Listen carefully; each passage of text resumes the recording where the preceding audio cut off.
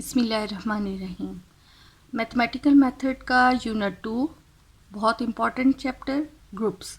इसका question number 7 है, show that the set of complex valued functions I F G and H defined on the set c minus 0 of non-zero complex numbers by this form a group under composition of functions।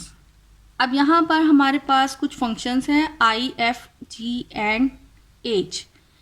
ये non zero complex numbers के elements हैं और ये इस तरह के हैं कि यानी आई अगर जी पर अप्लाई होता है तो जी ही आता है और एफ अगर जी पर है तो वो नेगेटिव हो जाएगा, यानी उसका साइन चेंज हो जाएगा। और इसी तरह अगर जी फंक्शन जो है अगर जी पर अप्लाई होता है तो वो उसके इन्वर्स में चला जाता है। और एच जो का मतलब है कि उसको नेगेटिव 1/z बना देता है, यानी अगर जी है तो -1/z हो जाएगा, अगर 1/z होगा तो वो -z आ जाता है। और ये z जो है z जो है वो ऐसे नॉन ज़ीरो कॉम्प्लेक्स नंबर्स में से है कि यानी उसमें ज़ीरो एलिमेंट शामिल नहीं है। अब हमने ये चेक करना है कि ये आया ग्रुप बनाता है अंडर कंपोजिशन ऑफ फंक्शन। ये कंपोजिशन हमारे पास जो ऑपरेशन दिया हुआ है वो फंक्शंस की कंपोजिशन है। अब इसको आया ग्रुप है, इसके लिए हमें पहले टेबल इसका बनाना पड़ेगा, तमाम एलिमेंट्स का एक दूसरे के साथ कंपोजिशन चेक करना पड़ेगा। लाइक अब अगर हम आई को लेते हैं कि आई नॉट एफ, यानी I F of G. F of G का मतलब है -z, आई -z और I of Z is equal Z, यानी जो भी ये जेड है उसका इमेज जो है वो जी ही आएगा, इसलिए आई ऑफ -z जो है वो -z आ जाता है और -z का मतलब है वापस हमारे पास f बन रहा है। तो इसी तरह f नॉट आई भी अगर देखें, f आई ऑफ z में हमारे पास z ही है, यानी f of I of z की जगह z आ जाएगा और f of z is equal -z यानी कि f। अब आई नॉट f देख लिया, इसी तरह आई नॉट g यानी I G of c, I G of c 1/z होता है, सो 1/z और I of z is equal z है, यानी कि जैसे यहाँ पर z की जिस तरह फॉर्म लिखी होगी वही एलिमेंट आता है, सो 1/z और 1/z जो है वो अगेन हमारे पास g आ जाता है। सिमिलरली जी नॉट आई भी हमारे पास g I of c, I of z का मतलब है c और g ऑफ z जो है 1/z, so it's result is g। Next h of i देख लें, h I of c, h I of c की वैल्यू c और h of z is equal -1/z और -1/z जो है वो h ही है। इसी तरह आई नॉट h यानी आई h of c, I h of z है -1/z, तो आई ऑफ z का मतलब है वापस z, यानी जैसे z की फॉर्म है वही, तो यहाँ पर z हमारे पास चूँकि ये फॉर्म -1/z है, so it's will be -1/z and it is h। Now अब हमने i के साथ तमाम एलिमेंट्स का लेफ्ट साइड से और राइट साइड से देख लिया। अब हम f नॉट g यानी कि f g ऑफ z, इधर z लिख लें, f अब g ऑफ z हमारे पास है 1/c और f ऑफ z का मतलब है यानी कि जैसी z की फॉर्म होगी उसके साथ नेगेटिव का sign, so it will become -1/z।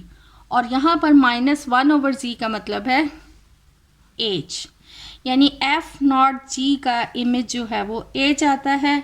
और इसी तरह g0f का देखें तो g(f)(z) का मतलब -z, और यहाँ पर g(z) का मतलब है 1/z, यानी z है तो 1/z होगा। तो यहाँ -z है, सो ये -1/z बनता है। तो -1/z का मतलब है h। अब हमने f0g निकाल लिया है, g0f निकाल लिया है, now f0h, so h of c,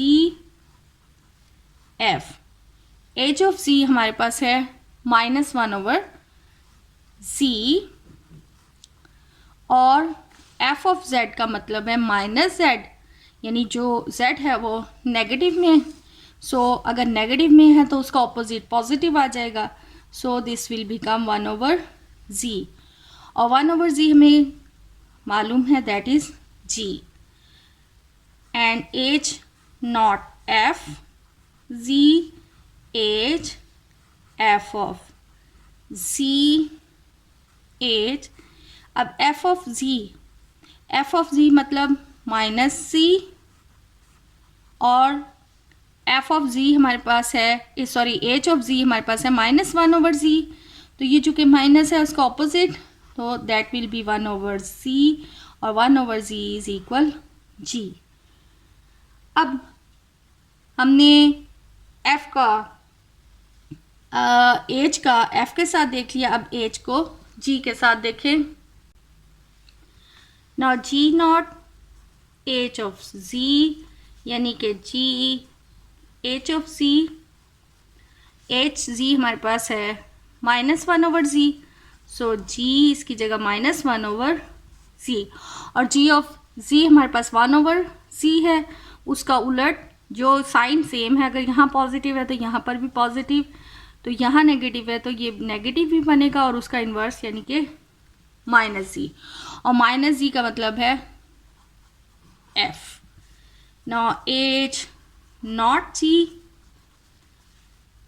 h g of z h, g of c हमारे पास 1/z है, and h of z -1/z है, यानी अगर z है तो नेगेटिव साइन और उसका इन्वर्स, तो सो यहाँ पॉजिटिव है तो ये माइनस आ जाएगा, 1/z है तो यहाँ z, और -z इज इक्वल f। अब तमाम जो फंक्शंस हैं उनका एक दूसरे के साथ इफेक्ट देख लिया। अब सेम इनका देख लें, f0f z, then f of c f of z हमारे पास है -z। अब यहाँ z है तो यहाँ नेगेटिव उसका साथ आता है, तो यहाँ अब हमारे पास f of -z है, सो इसका आंसर z आ जाएगा, और z का मतलब है that is i। Now g0 g, c is equal g of z, and g of c की वैल्यू 1/z है। अब g of z का मतलब है कि अगर यहाँ z है तो ये 1/z, तो जब यहाँ 1/z है तो यहाँ z आ जाएगा, और z का मतलब है i। Now h0 h z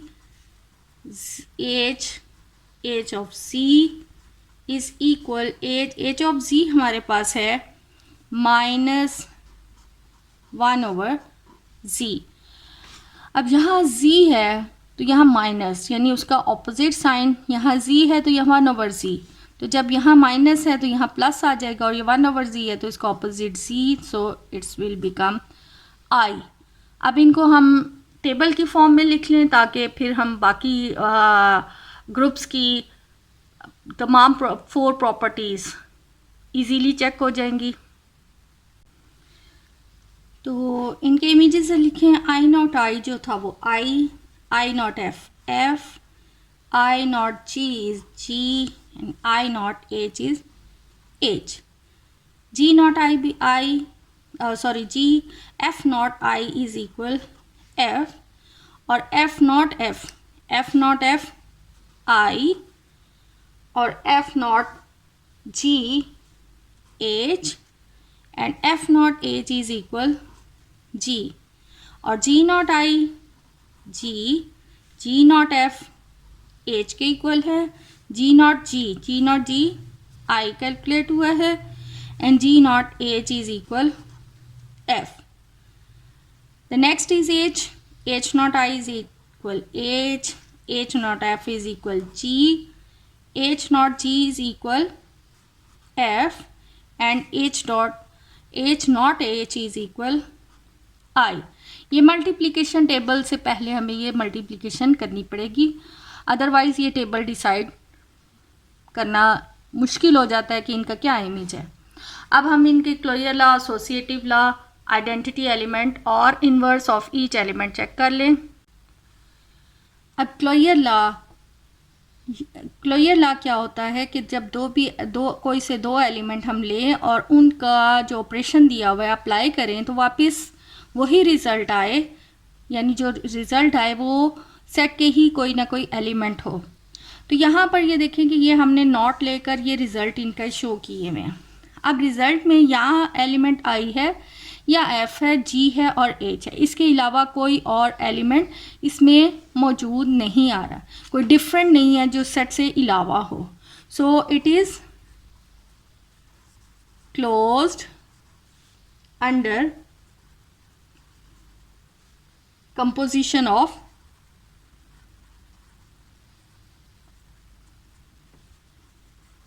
functions. Now associative law.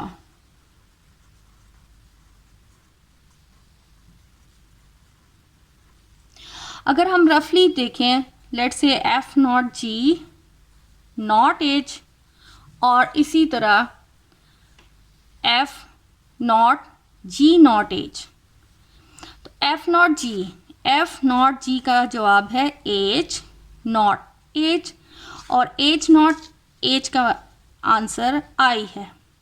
इसी तरह f not g not h का एफ, और एफ नॉट एफ का भी आई.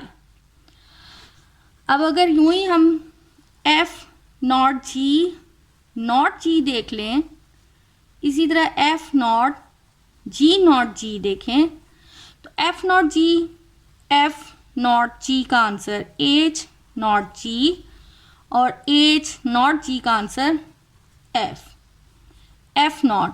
अब जी नॉट जी आई और F naught I is equal F. तो यहाँ पर क्या है, ये तो जनरल कोई से रैंडमली एलिमेंट्स लिए हैं, तो जितने भी एलिमेंट्स लें उन तमाम के लिए ये एसोसिएटिव लॉ जो है वो होल्ड करता है. सो हम लिखेंगे कि associative law holds. Next is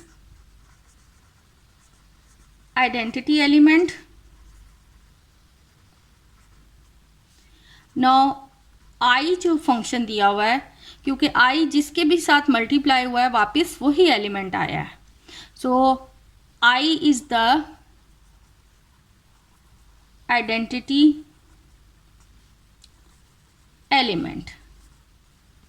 Now हमने देखना है अब इनवर्स एलिमेंट.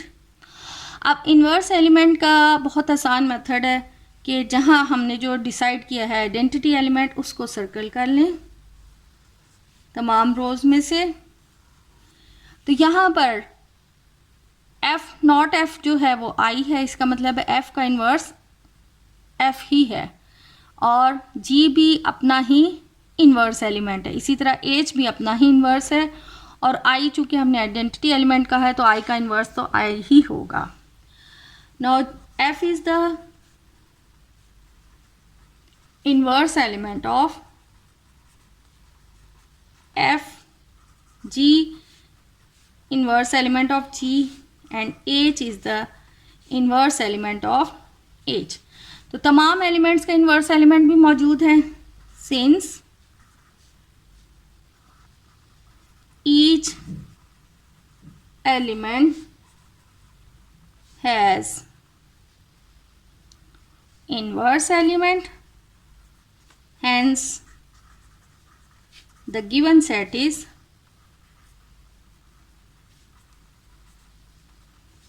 a group. ये जो है वो एक ग्रुप बन गया क्योंकि ये ग्रुप की चारों प्रॉपर्टीज को सेटिस्फाई कर जाता है.